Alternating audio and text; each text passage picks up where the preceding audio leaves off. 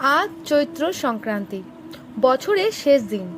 আজকের দিনে বাংলার ছাতু সংক্রান্তি ব্রত পালন করা হয়। বাড়িতে গৃহদেবতাকে ছাতু ও আখের গুড় নিবেদন করে সেই ছাতু ও আখের গুড় প্রসাদ হিসেবে খাওয়া হয়। আজকের দিনে আপনারা প্রত্যেকে ছাতু ও গুড় খাওয়ার চেষ্টা করবেন এবং ব্রাহ্মণকে ছাতু ও আখের গুড় দান করার চেষ্টা করবেন। পারলে সাধ্যমতো দক্ষিণাও দেবেন। এর ফলে আপনাদের জীবনে সকল বাধা বিপত্তি দূর হবে। সকলকে জানাই নতুন বছরের অগ্রিম শুভেচ্ছা। ভালো থাকবেন।